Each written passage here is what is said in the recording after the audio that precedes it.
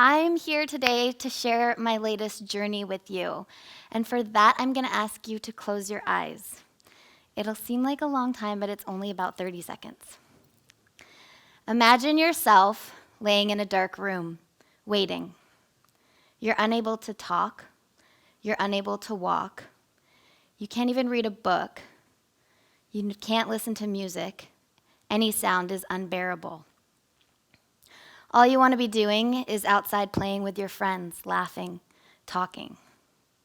You want to be in touch with the world on your computer, on your phone, but you're stuck in this dark room, waiting to heal.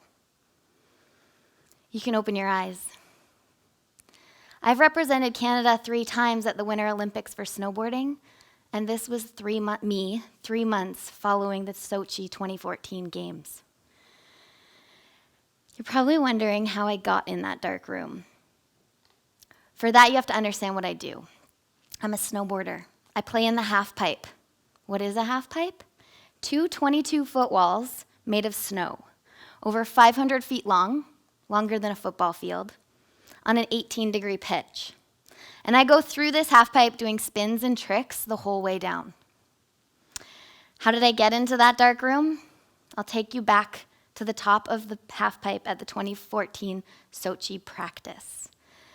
I put my snowboard down, I do up my bindings. This is gonna be my last practice run.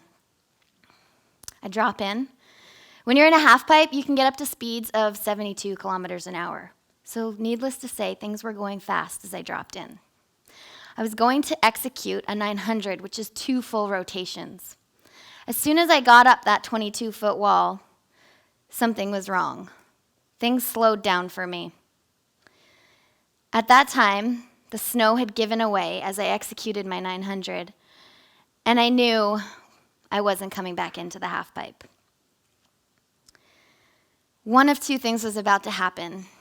Best case scenario, I'm about to fall maybe 5 to 7 feet to snow, from sky to snow. Worst case scenario, I can fall over 2 stories to snow, to the bottom of the halfpipe. Unfortunately, worst case scenario won this round. I hit hard. First thing hitting was my right hip, followed by my face, dragging along the snow. In that moment, all I was thinking was get up. Get up, Mercedes. You now have 4 minutes left of practice at the Olympics. You need to get back up to the top to see if you can snowboard. Adrenaline does some crazy things. I got up, went right past the doctors at the end of the halfpipe, back up to the top of the halfpipe, to a new challenge in front of me. My coach, standing arms on hips like this, not letting me pass to go to the top of the halfpipe. Aggression took over, and I yelled at him, and I said, "Get out of my way!" And he did. He moved quite quickly. Things that were second nature for me were now new challenges. Walking. I could barely put weight on my right leg.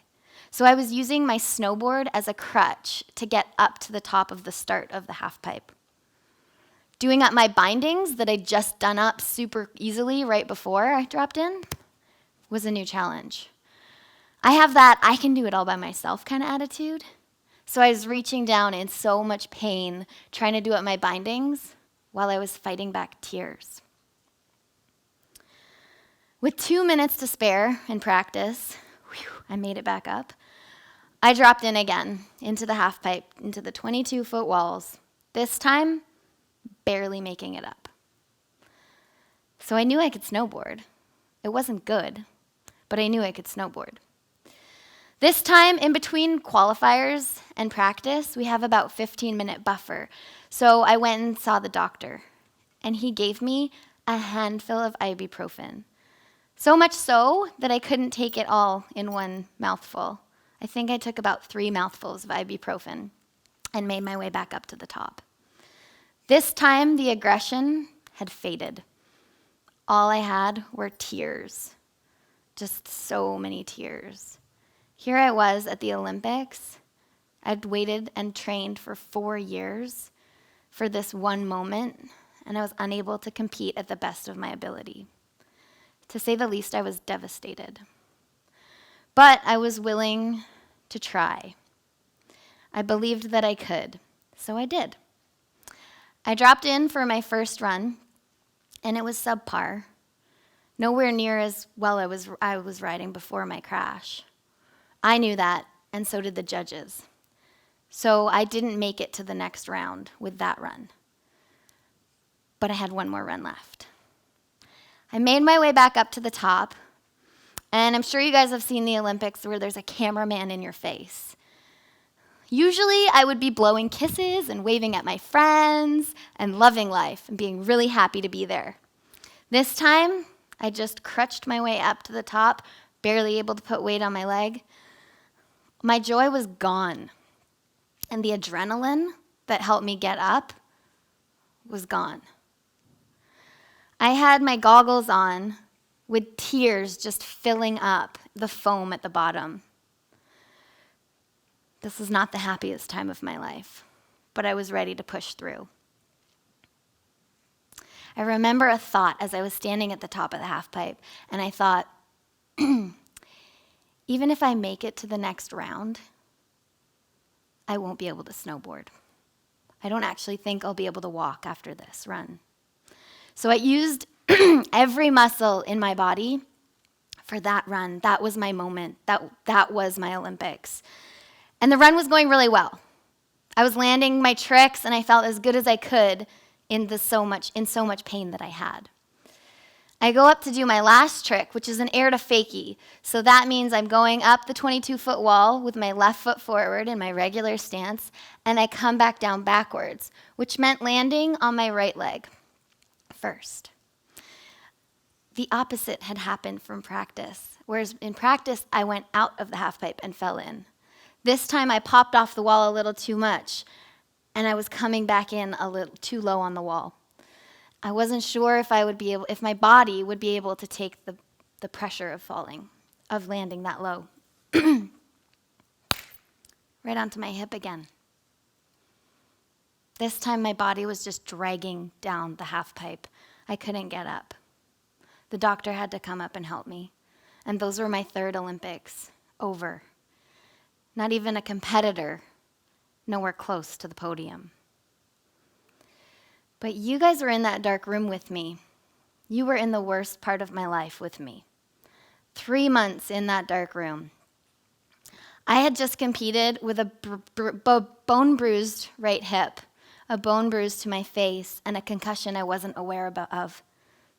The thing with concussion is that it's not like a broken bone 6 weeks and you're healed. My black eye faded within a month, so I looked fine.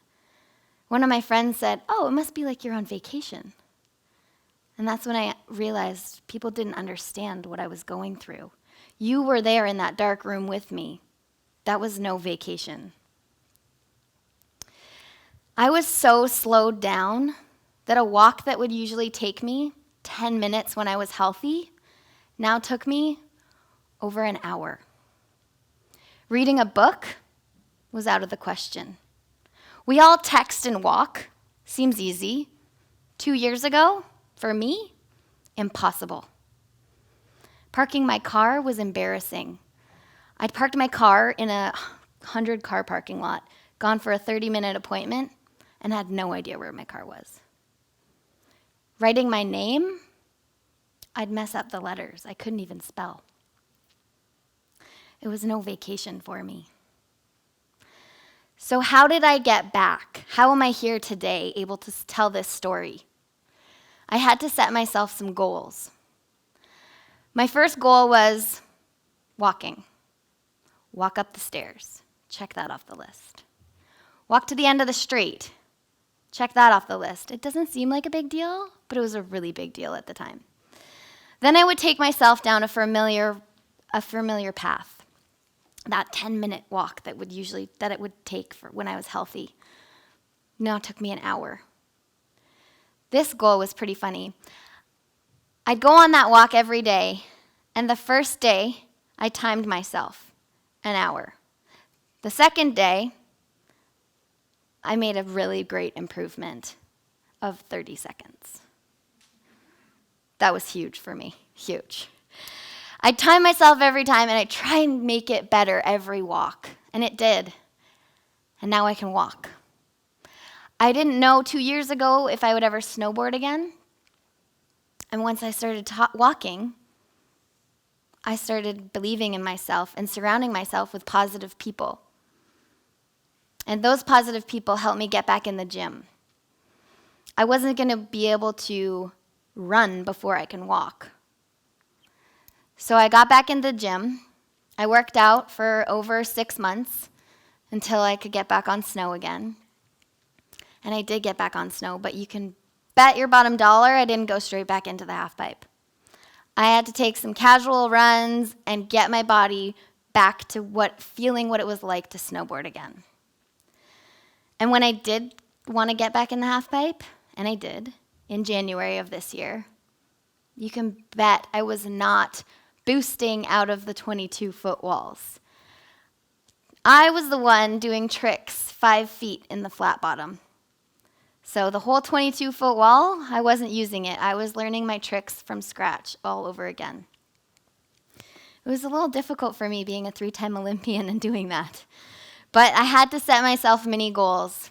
And those mini goals made my big goals achievable. I wasn't sure if I would compete again. Yes, I got back in the halfpipe. I didn't have all my tricks. But I asked one friend, I said, do you think that I should maybe sign up for a contest? Do you think I should go to this next contest? All he said was, yep. That's all it took. I signed myself up. I signed myself up for 2 World Cups this year, and at both of them, I ended up being top Canadian.